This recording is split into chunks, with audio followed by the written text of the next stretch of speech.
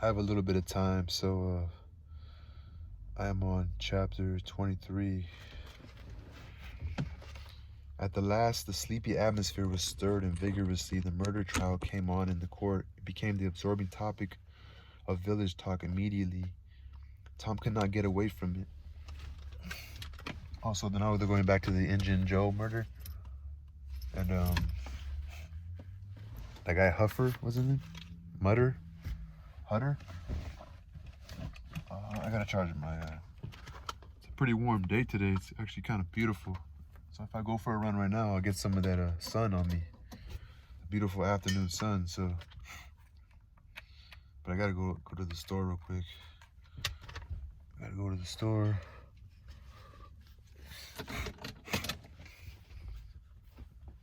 So yeah, let me get a little bit of air.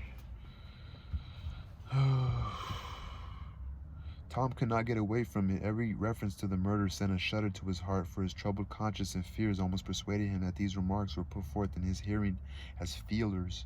He did not see how he could be suspected of knowing anything about the murder, but still he could not be comfortable in the midst of this gossip. It kept him in a cold shiver all the time. He took Huck to a lonely place to have a talk with him. It would be some relief to unseal his tongue for a little while, to divide his burden of distress with another sufferer. Moreover, he wanted to assure himself that Huck had remained discreet. Huck, have you ever told anybody about that? About what? You know what? Oh, of course I haven't. Never a word, never a solitary word, so help me. What makes you ask? Well, I was afraid. Why, Tom? Sorry, we wouldn't be alive 2 days if that got found out. You know that. Tom felt more comfortable after the pause. Huck, they couldn't anybody get you to tell, could they? Get me to tell? Why, if I wanted that half-breed devil to drown me, they could get me to, why, if I wanted that half-breed devil to drown me, they could get me to tell. They ain't no different way. They ain't no different way. Well, that's all right. Then I reckon we're safe as long as we keep mum, but let's swear again anyway. It's more sure. I'm agreed. So they swore again with dread solemnities. What is the talk around, Huck? I've heard a power of it. Talk, well, it's just Muff Potter, Muff Potter, Muff Potter all the time. It keeps me in sweat, constant souls. I want to hide somewheres. That's just the same way they go on around me. I reckon he's a goner. Don't you feel sorry for him sometimes? Most always, he ain't no account. But then he ain't ever done anything to hurt anybody, just fishes a little to get money to get drunk on and loafs around considerable. But Lord, we all do that, leastways most of us preachers and such like. But he's kind of good. He give me half a fish once when there weren't enough for two, and lots of times he kind of stood by me when I was out of luck. While he's mended kites for me, Huck, and knitted hooks onto my line. I wish we could get him out of there. My, we couldn't get him out, Tom, and besides, 'twouldn't do any good. They'd catch him again. Yeah, so they would, but I hate to hear him abused so like the Dickens whenever he done that. He done that. I do too, Tom. Lord, I hear him say he's the bloodiest looking villain in this country, and they wonder he wasn't ever hung before. Yes, they talk like that all the time. I've heard him say that if he was to get free, they'd lynch him, and they do it too. The boys had a long talk, but it brought them little comfort. As the twilight drew on, they found themselves hanging about the neighborhood of the little isolated jail, perhaps with an undefined hope that something would happen that might clear away their difficulties. But nothing happened. There seemed to be no angels or fairies interested in this luckless captive. The boys did as they had often done before, went to the cell grating and gave Potter some tobacco and matches. He was on the ground floor, and there were no guards. His gratitude for their gifts had always smote their consciousness before. It cut deeper than ever this time. They felt cowardly and treacherous to the last degree when Potter said, "You've been mighty good to me, boys, better than anybody else in this town. And I don't forget, I know, I often says to myself, says I used to mend all the boys' kites and things and show them where the good fishing places was and befriend them what I could, and now they've all forgot old Muff when he's in trouble, but Tom don't and Huck don't. They don't forget him, says I, and I don't forget them. Wow, boys, I done an awful thing, drunk and crazy at the time. That's the only way I count for it, and now I got to swing for it, and it's right and best too, I reckon. Hope so anyway. Well, we won't talk about that. I don't want to make you feel bad. You befriended me, but what I want to say is, don't you ever get drunk. Then you won't ever get here. Stand a little furthest west, so that's it. It's a prime comfort to see faces that's friendly when a body's in such a muck of trouble. And there don't none come here but yourn. Good friendly faces, good friendly faces. Get up on one another's backs and let me touch 'em. That's it. Shake hands. You'll your urinal come through the bars, but mine's too big. Little hands and weak, but they've helped Muff Putter to a power, and they'd help him more if they could.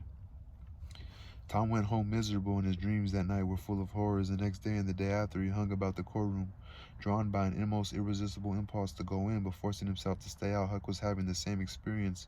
They studiously avoided each other, each wandered away from time to time, but the same dismal fascination always brought them back presently. Tom kept his ears open with idlers, or when idlers sauntered out of the court, but invariably heard distressing news. The toils were closing more and more relentlessly around poor Potter. At the end of the second day, the village talk was to the effect that Injun Joe's evidence stood firm and unshaken, and that there was not the slightest question as to what the jury's verdict would be. Tom was out late that night and came to bed through the window.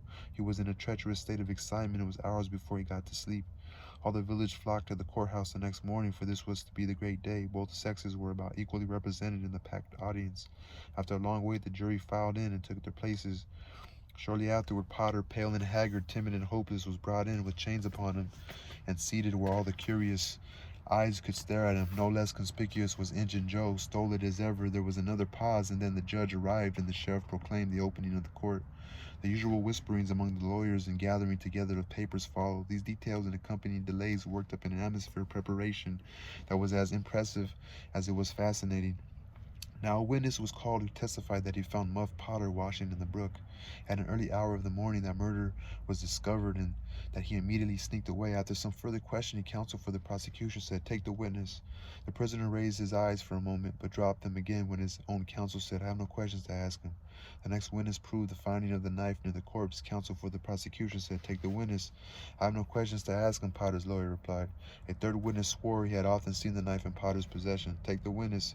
Counsel for Potter declined to question. The faces of the audience began to betray annoyance. Did this attorney mean to throw away his client's life without an effort? Several witnesses deposed concerning Potter's guilty behavior when brought to the scene of the murder. They were allowed to leave the stand without being cross-questioned. Every detail of the damaging circumstances that occurred in the graveyard upon the morning which all present remembered so well was brought out by credible witnesses, but none of them were cross-examined by Potter's lawyer. The perplexity and dissatisfaction of the House expressed itself in murmurs and provoked a reproof from the bench. Counsel for the prosecution now said, "By the oaths of citizens whose simple word is above suspicion, we have fastened this awful crime beyond all possibility of question upon the unhappy prisoner at the bar. We rest our case here." A groan escaped from poor Potter, and he put his face in his hands and rocked his body softly to and fro, while a painful silence reigned in the courtroom. Many were moved, and many women's compassion testified itself in tears. Counsel for the defense rose and said, "Your Honor, in our remarks at the opening of this trial, we foreshadowed our purpose to prove that our client did this fearful deed while under the influence of a blind and irresponsible delirium produced by drink. We had changed our mind. We shall not offer that plea." Then to the clerk, "Call Thomas Sawyer." Wow, what? A puzzled amazement awoke in every face in the house, not even expecting Potter's. Oh no. A puzzled amazement awoke in every face in the house, not even accepting Potter's. Every eye fastened itself with wondering interest upon Tom as he rose and took his place upon the stand. The boy looked wild enough, for he was badly scared. The oath was administered. "Thomas Sawyer, where were you on the 17th of June, about the hour of midnight?" Tom glanced at Injun Jones' iron face, and his tongue failed him. The audience listened breathless, but the words refused to come. After a few moments, however, the boy got a little of his strength back and managed to put enough of it into his voice to make part of the house hear. "In the graveyard." "A little bit louder, please. Don't be afraid." "You were in the graveyard." A contemptuous smile flitted across Injun Joe's face. "Were you anywhere near Horse William's grave?" "Yes, sir." "Speak up, just a trifle louder. How near were you?" "Near as I am to you." "Were you hidden or not?" "I was hid." "Where?" "Behind the elms that's on the edge of the grave." Injun Joe gave a barely perceptible start. "Anyone with you?" "Yes, sir. I went there with—" Wait a moment. Never mind mentioning your companion's name. We will produce him at the proper time. Did you carry anything there with you?" Tom hesitated and looked confused. "Speak out, my boy. Don't be diffident. The truth is always respectable. What did you take there?" "Only a dead cat." There was a ripple of mirth, which the court checked. "We will produce the skeleton of that cat. Now, my boy, tell us everything that occurred. Tell it in your own way. Don't skip anything. Don't be afraid." Tom began hesitantly at first, but as he warmed to his subject, his words flowed more and more easily. Tom began.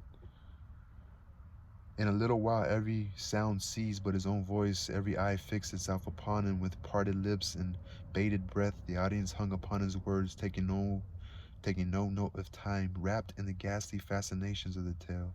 The strain upon The strain upon pent emotion reached its climax when the boy said, and as the doctor fetched the board around and Muff Potter fell, Injun Joe jumped with a knife and crash, quick as lightning, the half-breed sprang for a window, tore his way through all up.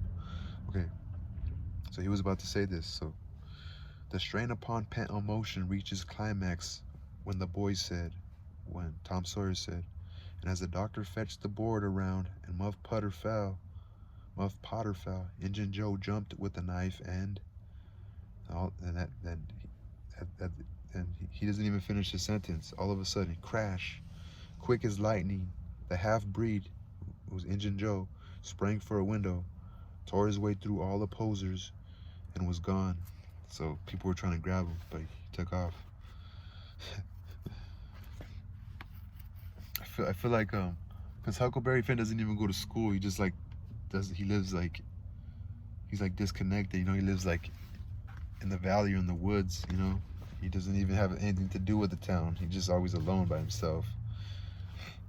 So he doesn't even probably know that, or maybe he knows. Maybe he's inside the courthouse too. Who knows?